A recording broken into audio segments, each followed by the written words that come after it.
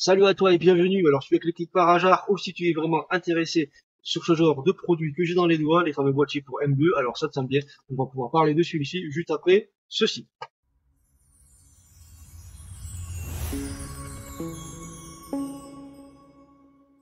Alors avant tout ça, je précise que ce que j'ai dans les doigts là, c'est pas un placement que je fais à travers l'aventure, non, c'est juste que j'en avais vraiment besoin de mon côté, car j'en avais ras-le-bol d'avoir 36 000 clés et d'avoir tout mélangé à droite à gauche, je voulais avoir tout réuni dans le même endroit, donc j'ai acheté celui-ci en question par mes propres moyens, donc c'est pour cela que je vais pouvoir te le présenter de ce que j'en pense globalement en retour.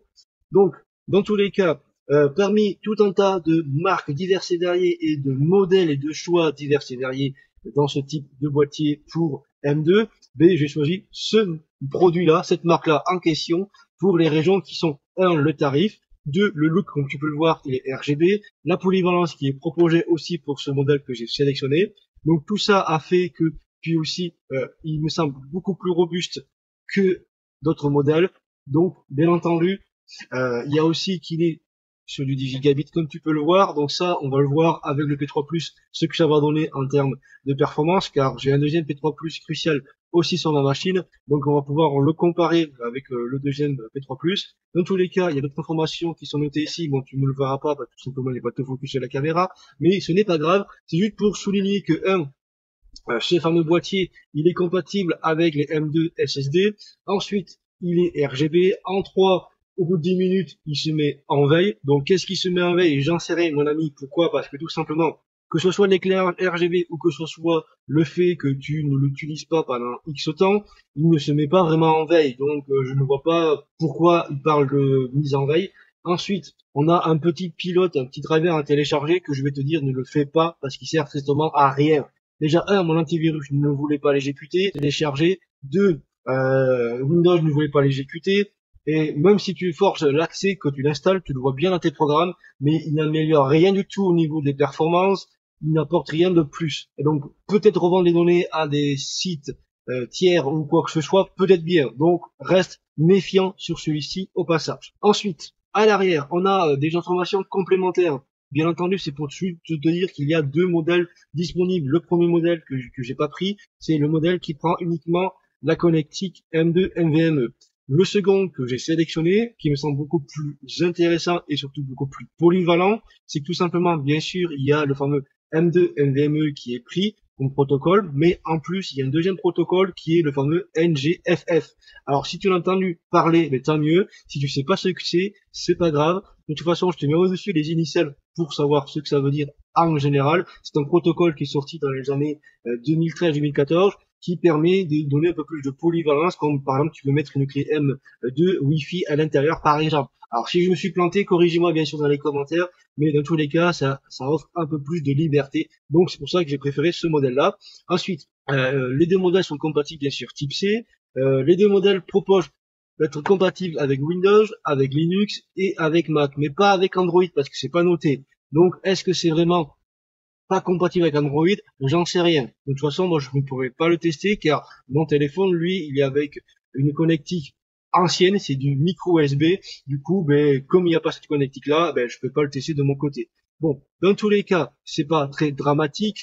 Bon, pour ce qui est du reste, parce que là, il faut que je précise une chose, que comme tu peux le voir, il est ouvert, parce que ça fait déjà un peu plus d'un mois que je l'utilise de mon côté au quotidien pour avoir un avis global de ce que j'en pense et que je vais te transmettre à travers cette nouvelle aventure. Donc, bien entendu, qu'est-ce que tu vas retrouver à l'intérieur? Eh bien, déjà, quelque chose de magique, une notice. Oui, oui, c'est très important d'avoir une notice, mais qui est écrit en japonais. Voilà.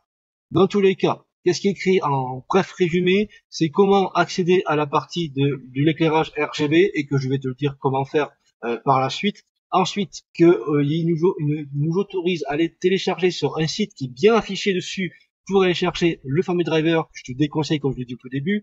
Rien de plus, voilà là-dessus. Dans tous les cas, ce n'est pas terminé car on va retrouver deux pads thermiques à l'intérieur plus une plaque pour dissiper la chaleur de ton M2.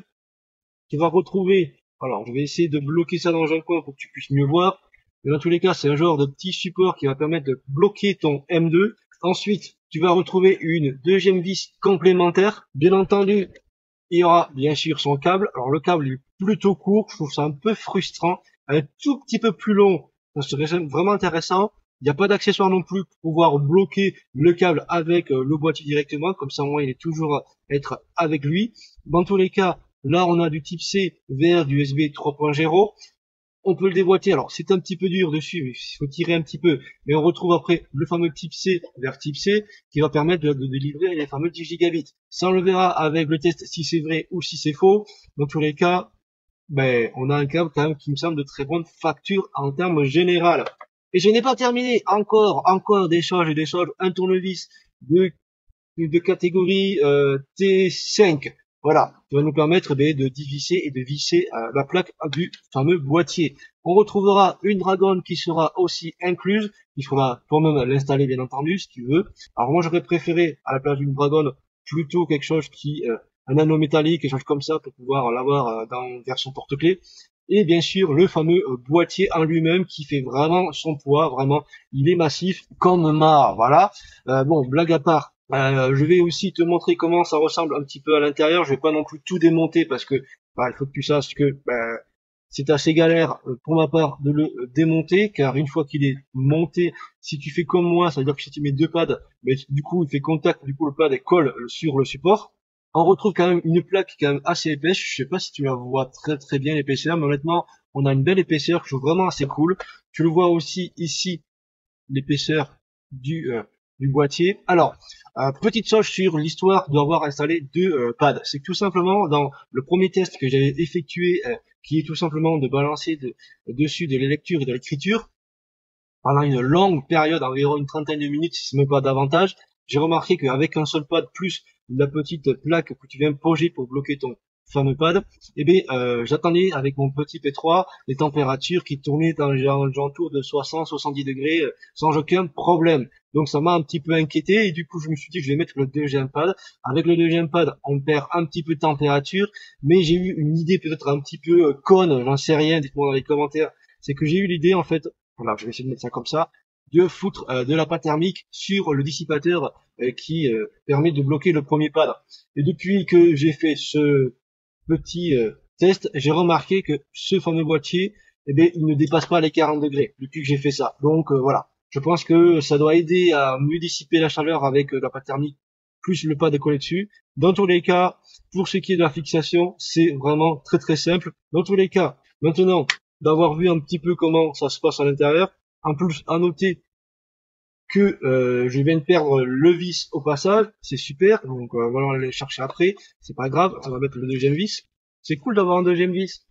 Ce que je voulais dire, c'est qu'à noter que le tournevis, il est un petit peu aimanté, donc ça te permet de tenir quand même temporairement le vis dessus, et ça c'est plutôt quand même une bonne nouvelle. Donc, maintenant, ce qui va se passer, c'est qu'on va aller le tester dans l'ensemble général des performances qu'on va obtenir à partir de son câble directement et le comparer avec celui-là que j'ai directement sur ma machine. Petite chose que je souligne entre parenthèses, c'est que malgré son prix quand même un petit peu élevé, je trouve qu'il serait quand même assez facilement, il a quand même des petites rayures un petit peu partout, ça je trouve ça un peu frustrant. Alors c'est des micro-rayures, à part l'endroit où j'ai ouvert, je sais pas si tu vas le voir, ici tu vois un petit peu les impacts dessus, qui s'est un petit peu voilà, abîmé, mais sinon voilà, en termes général, il y a des micro-rayures un petit peu partout, ça je trouve ça un peu frustrant, j'aurais aimé qu'il y ait une couche protectrice dessus. Et même, voire peut-être même une couche de transport, parce que il faut savoir que pendant ce mois, je l'ai transporté un peu partout à l'intérieur comme à l'extérieur. Donc c'est pour ça qu'il est un petit peu rayé, je le précise. Voilà, donc on passe à la suite, mais go. Donc voici les résultats que j'ai obtenus, à savoir que j'ai fait 5 tirs, et donc sur les 5 tirs que j'ai effectués, j'ai gardé celui-là qui se trouve à peu près dans le milieu des résultats que j'ai obtenus. Donc on peut remarquer que ici, avec l'installation directement sur ma carte mère convertie en Gen 4 directement, on obtient ce type de score. Ici, celui-ci qui est mis dans le boîtier, avec du type C sur du type C en utilisant le câble qui est fourni, on obtient un joli score, mais on voit un petit peu qu'il y a léger un bridage en l'air-plan par rapport à la réalité qui est capable de faire ce fameux P3+. Ensuite, avec la connexion du type C vers du type USB 3.0, on voit que là, nettement, il y a un gros bridage qui se fait au niveau de la connectique. Donc, vraiment, il y a un câble qui fonctionne correctement par rapport à la type de connexion que tu vas utiliser. Et ça, c'est quand même bien cool de le souligner. Voilà pour ce qui est des résultats en termes de performance sur un P3+, crucial sur ce type de boîtier. Maintenant, à toi de me dire dans les commentaires ce que toi tu en penses. Maintenant, nous allons nous intéresser sur le côté ARGB de celui-ci pour ceux qui sont curieux. Alors concernant la partie RGB de celui-ci, comme tu peux voir au niveau de l'éclairage, c'est quand même assez magnifique pour ma part. Et si tu te poses la question, mais est-ce que c'est simple de le gérer ou est-ce que c'est merdique? Eh bien, je vais te dire que je vais rester assez court là-dessus. Pourquoi? Parce que tout simplement, avec le temps, il se peut que certains trucs soient compatibles différemment ou deviennent incompatibles avec le temps. C'est pour cela que, si tu te poses la question en arrière-plan, est-ce que je suis un crétin de dire cela? Eh bien oui, je suis un crétin. Et je sais que je suis un crétin, oui. Passons sur ce sujet-là. Concernant la gestion de la partie RGB, eh bien, je vais te dire que sur le site officiel de la marque, on n'a aucune information actuelle, je précise sur ce mot-là, de la prise en charge des contrôleurs des cartes mères MSI et bien sûr ASRock. Donc pour ces deux marques en question, si jamais tu es sur une MSI et que tu as ce boîtier que je te présente, eh bien tu peux réagir dans les commentaires à dire si ça marche ou pas, si c'est merdique ou pas. Comme ça prendra de répondre à l'ensemble des communautés qui se poseraient la question. Et je t'en remercie encore une fois de plus si tu le fais. Pour ceux qui de la partie de la gestion avec Amaury, là aussi je précise que je suis sur une plateforme en BC150, donc une plateforme AM4, et que ce que moi j'ai sur mon interface, peut-être que toi tu auras une façon différente au passage. Pourquoi je dis ça? Parce que sur le site officiel, encore une fois de plus, j'ai fait une capture, on le voit le produit ici. Sauf que moi de mon côté, tu peux le voir, c'est marqué qu'en tant que périphérique. Et je sais que peut-être tu vas te dire, mais est-ce qu'il a installé ce fameux firmware? Eh bien, je vais te dire que j'ai fait les deux. J'ai essayé sans et avec. Et que ce soit un ou l'autre, ça ne change rien de mon côté. Donc voilà.